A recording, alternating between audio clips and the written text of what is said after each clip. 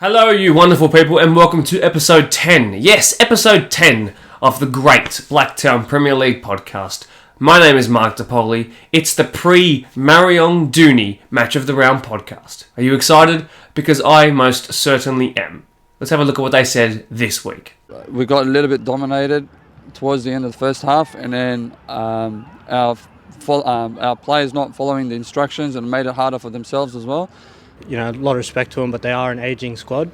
From what I saw, as the game goes later on, is when they really start to get weaker. We got a hugely impressive number of likes last week. I'm so grateful that you guys are continuing on this trend. Let's try and eclipse 50 this week. 50 before the pre-Dooney game?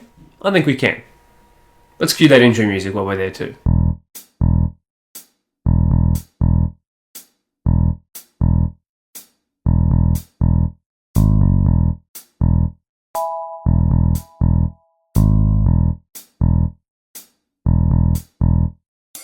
It's great to have you guys back, by the way. I'm fingers crossed right now that we do have dry weather this weekend. Sorry if I do sound a little bit sick. I am, in fact, sick. I am a little bit susceptible.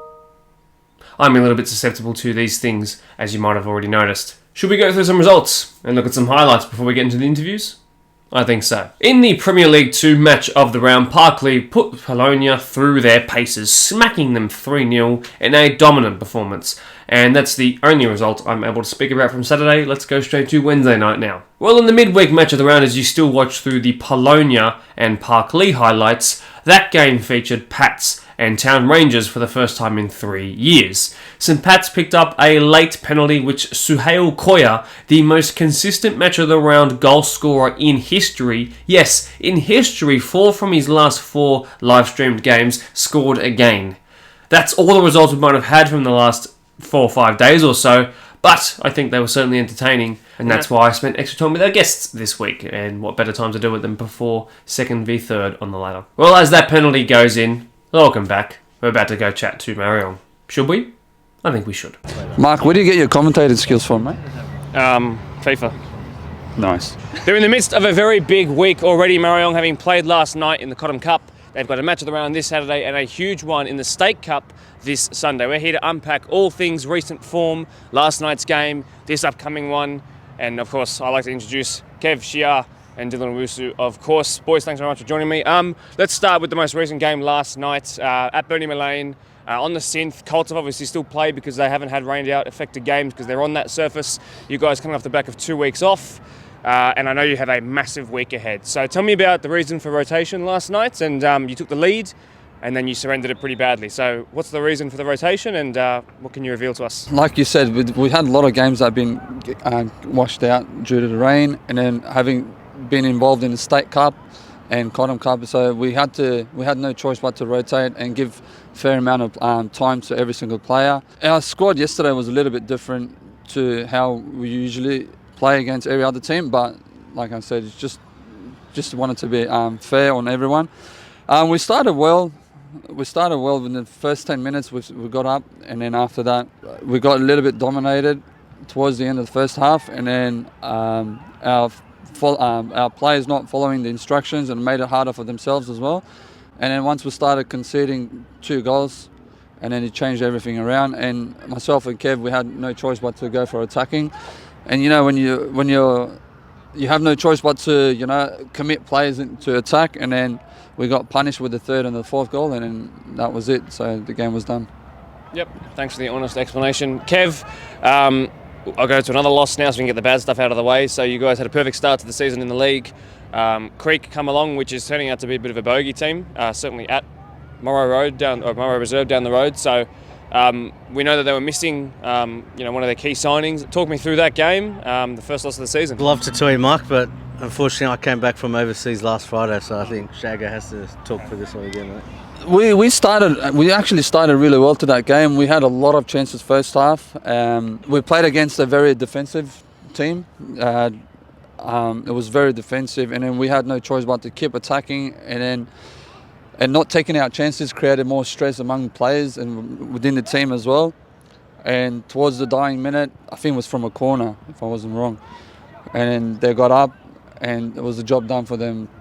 But for us, it was something to take nice and early during the season, We just want to make sure that that's the first and last loss for the season. But I know it'll be difficult, but we'll do our best for that. Yeah, you could argue that maybe taking set pieces direct to goal could be any one of the top three teams with the best at that, but probably whipping it in and heading it in is probably Eastern Creek's biggest strength, probably the best in the league at that. Dill, this crop of players have won the league. They've won the Cotton Cup in recent years. The State Cup is probably the next one on the horizon for you guys. So Northbridge Bulls this weekend is a big game, yes? Yeah, it is. It is a big game, but that's where we shine the most. I think when it comes to those big games, every player steps up. So although it's a big game, I think it's going to be a big game for us. I think we're going in as the underdogs, and we love a battle. So. It'd be interesting to see how Marion sort of respond to being the underdogs in a game. That doesn't happen all too much in the Blacktown comp. Kev, I do want to get you on the end of a question before we do wrap up. Dooney this weekend. Last time we had a match of the round, we were standing over there filming and you were stepping on Shia's shoes. We talked about the rivalry in years gone by, but that game ended up being a stalemate. It was a 0-0, I remember, the match of the round last year. Dooney have obviously just come off the back of a 3-0 loss to Ponds, which everybody saw, and I know you guys were there watching along as well because of your washout. So what did you gather from that game? Because I'm about to ask you about Ponds in 2 weeks as well. So let's talk about Dooney first and then we'll head to Ponds. We were watching, they had an early injury I think with Ethan, and then things just changed a little bit for them attacking wise. And you saw some players shuffle positions. But saying that, they're going to always come out strong. Ethan playing this week or not, they're still, look at the lineup from keeper up all the way to the front three. Tough team to beat. So on the day, whoever wants them more will win. That's how we've been playing when we do go against them. You could argue, actually I might go to Dill for this. Ponds arguably in 2 weeks have three players up top who can score, who are in contention for Golden Boot. They got both Blakes and Fardot as well. They scored one each against Dooney. So you as a defender, are you looking forward to a couple of good matchups? Always.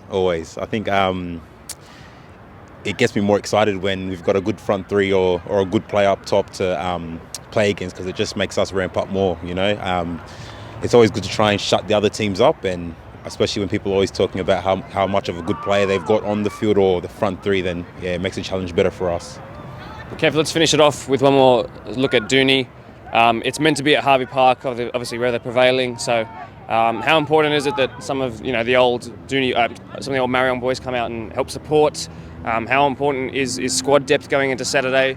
What can we sort of expect starting 11 wise? What are you willing to reveal? To be honest, look, like I said, I just came back from overseas last Friday, and I was there for the State Cup game, and there was a few injuries and a few players missing.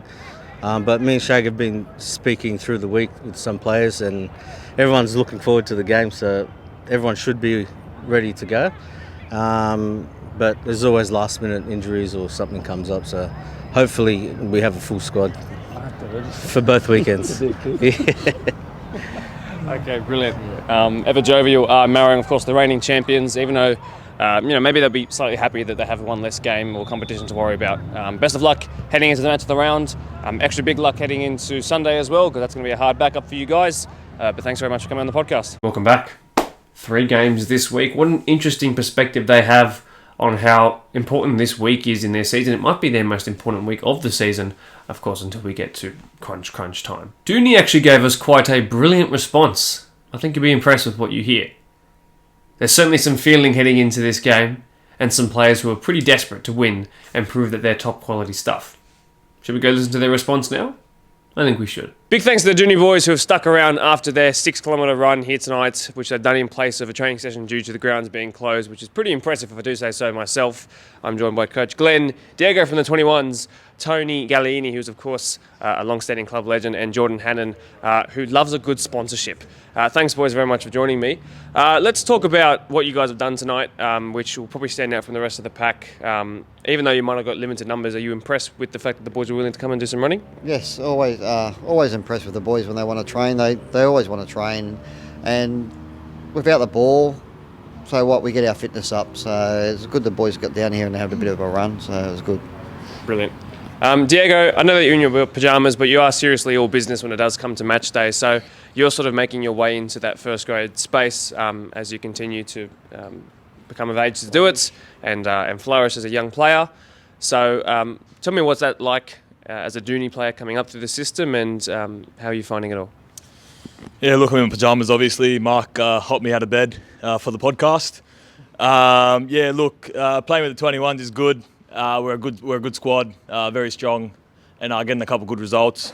And obviously, Glenn and the boys give me some good minutes in Prems and Resis throughout the years, especially last year. Gave me some opportunities to play semi-finals for them, and that was always good. And it's just a great squad, and the culture as well. We just fit in straight away when we get called up to play with the boys. Doesn't happen in every club, so certainly admirable that's something that's happening here at Glendenning. Tony, let's talk about the most recent match. It was one that a lot of people came to. It's one that you went off early in, but it's also one that your top goal scorer went off early in as well. So whatever you're willing to reveal about Ethan State at the moment, how you're going as well, a bit of an update, and then let's talk about that game. Personally, I'm feeling good. Just a ankle strain. Had the washout last week, so I had 2 weeks to rest. Obviously, I haven't been training till tonight. Look, Ethan, it was unfortunate. Accidents do happen, but hopefully, when he does come back, he's going to be, nice, fit and fiery. Still scoring plenty of goals for us and really leading our attack. Game on the weekend. Look, at the end of the day, mistakes cost us. I feel like we defended pretty well. We played as a unit. We kept possession really well, and we tested them. It's just, a couple errors cost us, and obviously can't let that happen this weekend against Mariong. We'll see how we go, I guess. I want to be as respectful as possible to that game and the players in that game, but when mistakes do cost games, that can be frustrating. It's sort of ended your perfect start to the season, Glenn. And I want to know from your perspective, how do you pick up the boys after a game like that? And obviously your job's to put the arm around the shoulder, isn't it? Look, the boys don't like losing, so they'll pick themselves up again. We did it last year. I think we got trailed up against Quakers last year, and then from then onwards the boys sort of went, we're not going to lose again, and I think we went on a massive run and did the same thing. And the boys like I said, they don't want to lose, so they'll be in for the fight again this week and for the next couple of weeks as we keep going throughout the season. So we're up for it. We're really up for it. Very good. Now, Jordan, I'll pass to you. Mariong's proved a tough test. Certainly last year on their way to the championship. They bested you twice. We do have to go back to your championship winning season when you guys last beat them. And there are a couple of really good games in there. That's always a great match of the round occasion. But they've shown that they are beatable as well. So both of you guys are coming into this game with something to really prove, don't you think? Yeah, look, a lot of respect for Mariong. They've been a top side for multiple years now. So look, they are definitely beatable, as we saw from Eastern Creek. Had the opportunity to go watch them against Hawkesbury in their cup game as well. And I find they're, a lot of respect to them, but they are an ageing squad. From what I saw, as the game goes later on, is when they really start to get weaker. So hopefully, with the young squad that we have, we can really take advantage of that. So, yeah, it's certainly an advantage you guys have in the sense of, your back line's probably the youngest of that sort of top three that's emerging already early in this season. So, it seems likely that you guys will keep your stamina all the way throughout the 90. Glenn, I just want to make an assessment. Again, we'll go back to Ponds for a little bit. One thing I've noticed from you guys is that not necessarily blowing teams away just yet, not necessarily finding a lot of goal scorers across the pitch. Ponds, each of their front three put one past you a couple of weeks ago. So is that proving to be a game that you're looking at next time as I have three threats to try and nullify? Look, we don't really sort of single out any player from the other side. Like, the games we've played, I think 3 games the keeper's been the man of match. The 3 games we've played, like, it's one of those games. The other week, I think Ethan hit the post 3 or 4 times. It's just not falling our way, and sooner or later it's going to fall our way, and we'll be able to score, more goals in the game. So it's got to happen, and the boys have got to step up and cover for Ethan now. That's the thing. So we can't depend on one player all the time. We're not a one-man team. So I'll certainly take your word for it. Jaden was telling me at one point that he did hit the post 3 times in a match, Ethan. Tony, I might go back to you just off the back of Mariong's ageing squad comment, because that's sort of poked my interest a little bit. They're playing 3 games this week. They've come off the back 2 nights ago of a pretty poor loss to Colts at Bernie Mullane, and they played a rotated squad. They've got Northbridge Bulls on Sunday following that as well in the State Cup. So does that sort of appeal to you guys, knowing that they're going to have to rotate? Look, not really, because I feel like it doesn't matter who we come up against. Everyone's ready for a fight against us because we are such a big threat in this league. So, you know, it doesn't matter what other games they play. I know when they come on Saturday, they're going to be ready to fight, and look, so are we. We've got a gun side here, and, you know, it's just keep playing well together. And, yeah, like you said, we haven't really blown anyone off the park, but we're building into our season very well. Look, uncharacteristic loss on the weekend, but I feel like, yeah, as a squad, we're just getting better and better. You know, we've had our own problems with all these rainouts and not training and catch-up games. So, you know, once everything sort of settles down and we can get back to repetition, coming 2 nights a week, playing, you know, we'll build ourselves. And, yeah, I'm not too fussed about what team they bring. It's more what we bring. State of intent and a show of good character to be here training tonight. Again, also thanks very much for sticking around and doing the podcast, and to you boys behind the camera as well for helping out. I really do appreciate it. Best of luck heading into the weekend. Thank you very much. Some interesting choice words were used there by a Dooney team who could really shut up the critics this weekend with a big performance. They've basically also just called Mariong an ageing team who they aren't going to struggle against. There's definitely some feeling there. Let's have a look at the fixtures ahead of what is hopefully a dry weekend, of course. Rooty Hill host St Pat's in what could be a game where Blacktown St Pat's go outright second if results go their favour. Town Rangers have the tough ask of hosting Polonia. Now, I'm not sure if this is the best time to play Polonia or the worst off the back of their loss on the weekend. Park Lee host Oakville in what is probably the most eye-catching on paper at least, while Glenwood also look to keep their grip on second place against Newbury. Norwest take on Quakers Hill Junior Soccer Club in what should be a high-scoring thriller in the WPL. It's the new club derby between Rouse Hill Rams and Quakers Hill Tigers, and that's all the fixtures that are on Dribble. I can't give you anything else. Dooney go to Mariong, and of course the match of the round at 6 PM in the PL1 men's. Let me just compose myself. Ropes take on Rivo, while Workers are at Labert to Quakers Hill Tigers. Now, as we have an established top 3 with Pons, Mariong and Dooney, Creek are then in 4th, but there's no outright favourite for that 5th and finals spot. It's between those 4 teams that are playing each other this weekend. So, Tigers, Workers, Rivo, Ropes. Ideally, one of those clubs would like to win and see the other fixture be a draw. If that scenario was to happen, that team would leapfrog everyone up into 5th place and put themselves in the best contention for that final spot. In saying all that, Pons could lose to Quakers Hill Juniors. Juniors could move up into 5th place themselves, but Eastern Creek could also drop points as they play Prospect as they hunt for their first win of the season. I'm not sure, but that string of 5th, 6th, 7th and 8th all versing each other, extremely interesting. So, expect a live update when I go live for Dooney vs Mariong. Yeah, sorry, slight change in lighting, my camera went flat, and now half an hour later we are back. That's going to do it for the end of an episode 10 of the Blacktown Premier League podcast. I can't believe we're at the decade mark already. Thanks so much for tuning in at this point. If you've made it to this point, I'm very appreciative. You've got my retention numbers through the roof, as per usual. Which I'm very grateful for. So remember, if you haven't already, press like on the video. Make sure you're there. Set a reminder for 6 PM Saturday night before all the action happens between Central Coast and Sydney FC in the A-League, which is sold out. Congratulations to you guys for making that happen. And as well, cue the outro music.